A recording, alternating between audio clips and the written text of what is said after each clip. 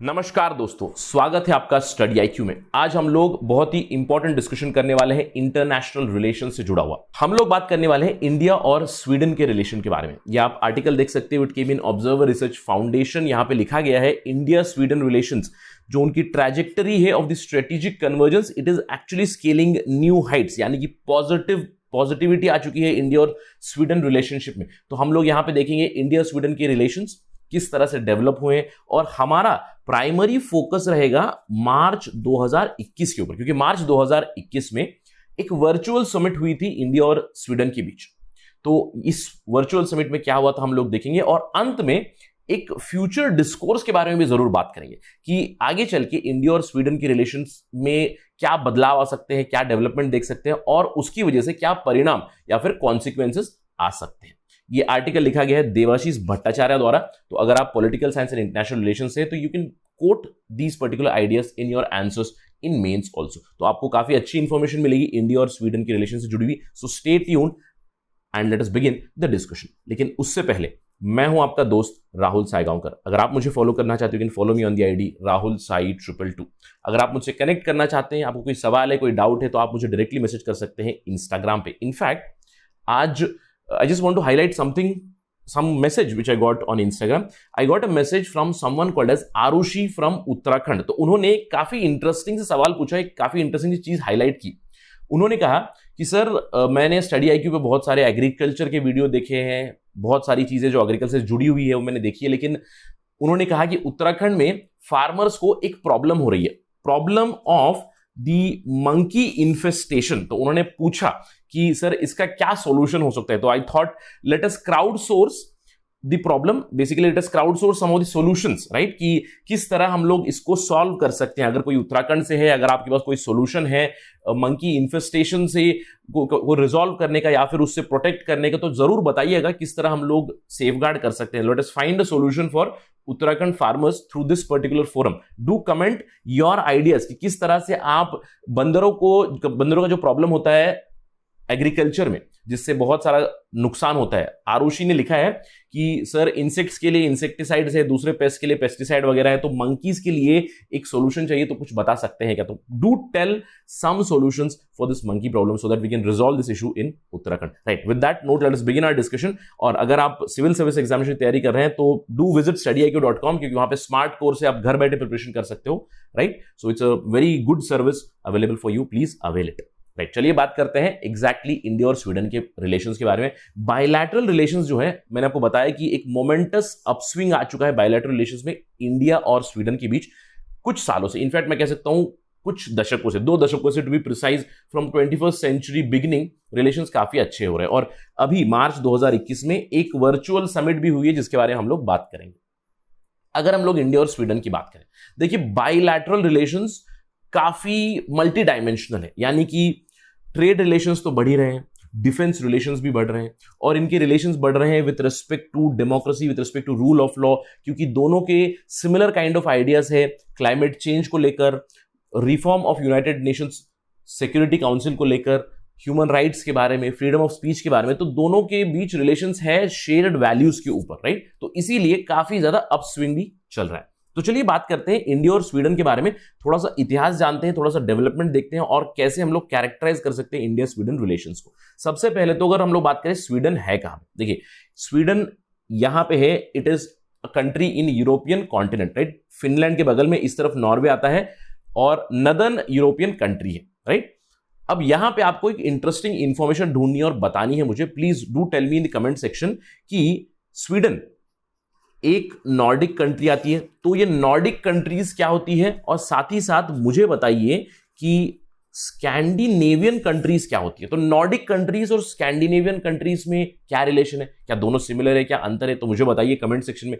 इसके अलावा exam point of view से डू रिमेंबर नॉर्डिक कंट्रीज कौन सी है, स्कैंडिनेवियन कंट्रीज कौन सी है, और मुझे आप लिस्ट में बताइए बाल्टिक नेशंस भी क्या होते हैं। So let us prepare for prelims which is coming on. तो do tell me Nordic countries, Scandinavian countries और बाल्टिक कंट्रीज कौन सी है। Just make a list and put it in the comment section so that everybody gets help, right. चलिए, India Sweden relations के बारे में अगर बात करूंगा तो 1947 से ही अच्छे रिलेशंस है। स्वीडन ने इंडिया को इमीडिएटली रिकॉग्नाइज किया था 1947 में, जब हम लोगों को स्वतंत्रता मिली थी उसके बाद ही उन्होंने रिकॉग्नाइज किया इंडिया को। 1949 में फॉर्मल रिलेशंस शुरू हुए इंडिया और स्वीडन के बीच। स्वीडन की एम्बेसी है इंडिया में, नई दिल्ली में। इंडिया की एम्बेसी है स्वीडन में, स्टॉकहोम में। स्टॉकहोम उनकी कैपिटल सिटी है और यह कहा जाता है कि इंडिया की तरफ से इंडिया के नागरिक कम से कम 10,000 स्वीडन में रिसाइड करते हैं और काम करते हैं। इन 10,000 इंडियन सिटीजन्स के अलावा बहुत सारे पर्सन्स ऑफ इंडियन ओरिजिन भी है स्वीडन में। तो रिलेशंस काफी फ्लरिशिंग है। और अगर हम लोग कैरेक्टराइजेशन की बात करें, किस तरह डेवलप हुआ है इन जनरल, किसी भी कंट्री के बारे में हम लोग बात करते हैं, जब भी मेजर, समझ लीजिए मेजर कंट्रीज के रिलेशंस के बारे में बात करें, जैसे इंडिया यूएस की, मैं हमेशा कहता हूं इंडिया यूएस को अगर हम लोग को कैरेक्टराइज करना है तो आप फेजेस में करोगे। 1947 से लेकर प्रोबेबली 1991 तक इंडिया और यूएस के रिलेशंस अच्छे नहीं थे, लेकिन 1991 के बाद धीरे धीरे वेस्ट की तरफ हमारा टिल्ट शुरू हुआ क्योंकि हम लोगों ने एलपीजी रिफॉर्म्स लाया, उसके बाद हमारी न्यूक्लियर टेस्टिंग हुई, उसके बाद 21st सेंचुरी में तो रिलेशंस अच्छे चल रहे। तो इस तरह से हम लोग कैरेक्टराइज करते हैं। उसी तरह अगर हम लोग स्वीडन के बारे में बात करें, not a very major power but nonetheless अगर कैरेक्टराइज करना है तो let's characterize them through the leaders. देखिए, अगर हम लोग बात करें नेहरू एरा की, नेहरू एरा में इंडिया स्वीडन के रिलेशंस काफी अच्छे थे, शुरुआती दौर था, काफी एंथुसियाज्म था। इनफैक्ट नेहरू ने विजिट भी किया था 1957 में स्वीडन को। रिलेशंस कंटिन्यू हुए आगे जब इंदिरा गांधी का दौर आया, तो इंदिरा गांधी के दौर में भी काफी अच्छे रिलेशंस थे। तब से हम बात कर सकते हैं कि इंडिया और स्वीडन के क्लाइमेट चेंज को लेकर, एनवायरमेंटल प्रोटेक्शन को लेकर थोड़ा सा कन्वर्जेंस जरूर आया, क्योंकि अगर इंदिरा गांधी का आपको स्पीच याद होगा 1972 में उन्होंने दिया था United Nations conference on environment and development के ऊपर। सबकी नजर एनवायरमेंट के ऊपर थी, तो एनवायरमेंट प्रोटेक्शन तो था ही था, राइट। इसके बाद हमारे यहाँ पे वाइल्ड लाइफ प्रोटेक्शन एक्ट भी आया, बहुत सारे बदलाव भी आए, लेकिन इस पर्टिकुलर समिट में, राइट, इंदिरा गांधी ने पॉवर्टी के ऊपर भी हाईलाइट किया। तो उन्होंने कहा था कि पॉवर्टी और एनवायरनमेंट का भी बहुत बड़ा रिलेशन है। तो तब से लेकर अच्छे रिलेशंस तो है ही, लेकिन रिलेशंस में एक दरार जरूर आई राजीव गांधी के टाइम। देखिए, अब ये राजीव गांधी के टाइम में क्या हुआ था, आपको याद होगा बोफोर्स स्कैंडल, राइट, जो अभी भी it plagues the Indian national Congress. Bofors scandal 1987 का ही था और बोफोर्स जो कंपनी थी, राइट, ये कंपनी थी स्वीडन की। बोफोर्स से हाविट्जर्स हम लोगों ने खरीदे थे और इनफैक्ट स्वीडन की ही एक टेलीविजन कंपनी थी, स्वीडन की एक मीडिया कंपनी थी, जिन्होंने इस स्कैंडल को एक्सपोज किया था। स्वीडिश और इंडियन मीडिया हाउसेस ने इसको एक्सपोज किया, जिसके बाद में रिलेशंस डैमेज जरूर हुए। ऑलमोस्ट मैं कह सकता हूं 1 दशक, उससे भी थोड़ा सा ज्यादा इंडिया और स्वीडन के बीच रिलेशंस अच्छे नहीं रहे। लेकिन 2000 के बाद अगर हम लोग बात करें, 21वीं सदी में कोएलिशन एरा था, उस समय पे इंडिया और स्वीडन के रिलेशंस फिर से अपस्विंग में चले गए, क्योंकि ऑब्वियसली पॉजिटिविटी आ गई, प्राइवेटाइजेशन, लिबरलाइजेशन, ग्लोबलाइजेशन की बातें हो रही थी। तो उसी दौरान इंडिया और स्वीडन के बीच ट्रेड भी अच्छे से शुरू हुआ। अगर हम लोग बात करें इंडिया स्वीडन के ट्रेड के बारे में, it has reached about $3.5 billion. Bilateral turnover between India and Sweden is $3.5 billion, 2019 का फिगर है ये। इसके अलावा स्वीडन से इंडिया में क्यूमुलेटिव इन्वेस्टमेंट भी बहुत ज्यादा आई है। Cumulative investment is about $2.5 billion since 2000। और अगर हम लोग इकोनॉमिक रिलेशंस की बात करें तो इंडिया स्वीडन में काफी अच्छे इकोनॉमिक रिलेशंस है। देखिए, स्वीडन की कम से कम 250 कंपनीज इंडिया में एक्टिव है। और अगर आप हैदराबाद से, तो आई एम क्वाइट श्योर आपने ये जरूर देखा है आइकिया, राइट। आइकिया के एक बहुत बड़ा एक स्टोर ओपन हुआ है हैदराबाद में, that is one of the biggest investment, right. IKEA is a Swedish company. इसके अलावा H&M आपने सुना होगा, H&M की भी काफी इन्वेस्टमेंट आई है इंडिया में। H&M is again a Swedish company and in return India की तरफ से कम 75 कंपनीज है जो स्वीडन में एक्टिवली काम कर रही है। That means economic relations have sword, they have gone better since 21st century। लेकिन अगर हम लोग बात करें मोदी के कार्यकाल के दौरान, since 2014 इंडिया और स्वीडन के ties they have improved a lot. अगर हम लोग बात करें बायलैटरल विजिट्स की, देखिए स्वीडन के जो प्राइम मिनिस्टर है स्टीफान लोफ्वेन ने विजिट किया था इंडिया को 2016 में। In return almost 3 decades later, यानी कि 30 सालों के बाद, 30 साल से भी ज्यादा होगा था, एक भारत के प्रधानमंत्री ने विजिट किया था स्वीडन को 2018 में। यानी कि प्रधानमंत्री नरेंद्र मोदी ऐसे प्राइम मिनिस्टर बने जो 30 सालों के बाद जिन्होंने स्वीडन को विजिट किया, जहां पे उन्होंने इंडिया नॉर्डिक स्ट्रेटेजिक एंगेजमेंट को शुरू किया। अप्रैल 2018 से इंडिया और नॉर्डिक कंट्रीज के बीच एक स्ट्रेटेजिक एंगेजमेंट, स्ट्रेटेजिक डायलॉग शुरू हुआ है, जो इस पर्टिकुलर विजिट की बदौलत हुआ है। इसके अलावा अगले ही साल 2019 में स्वीडन की जो मेजेस्टीज किंग और क्वीन, उन्होंने विजिट किया था इंडिया को।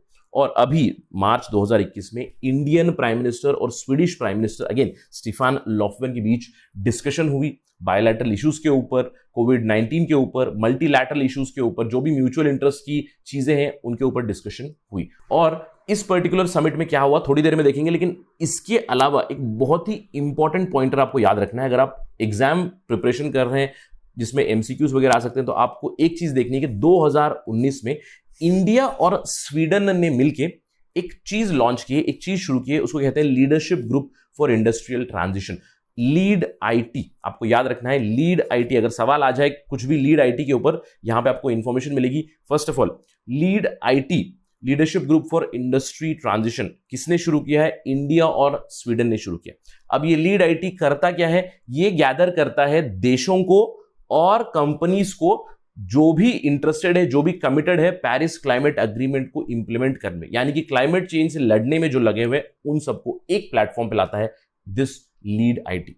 और ये लॉन्च हुआ था सितंबर 2019 में United Nations climate action summit के साथ ही साथ इंडिया और स्वीडन इसके पायनियर्स है और इसको सपोर्ट मिला हुआ है वर्ल्ड इकोनॉमिक फोरम का। तो आपको ये चीज याद रखनी है, बहुत ही इंपॉर्टेंट डेटा, बहुत ही इंपॉर्टेंट इंफॉर्मेशन है आपके लिए from exam point of view, right.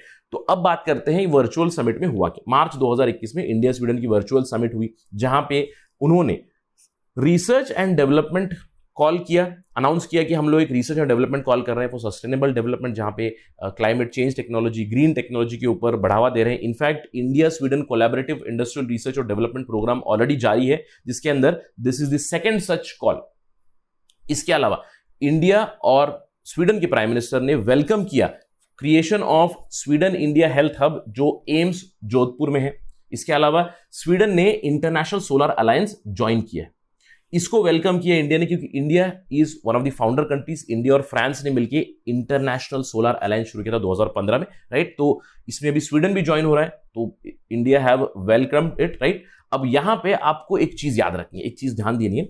अब ये जो इंटरनेशनल सोलर अलायंस है, इसको जब लॉन्च किया गया था, इन्होंने कहा था कि ट्रॉपिक ऑफ कैंसर और ट्रॉपिक ऑफ कैप्रिकॉन के बीच जो कंट्रीज आती है उनको हम लोग बढ़ावा देंगे, उनको प्रमोट करेंगे, क्योंकि सोलर एनर्जी को हार्नेस करना है।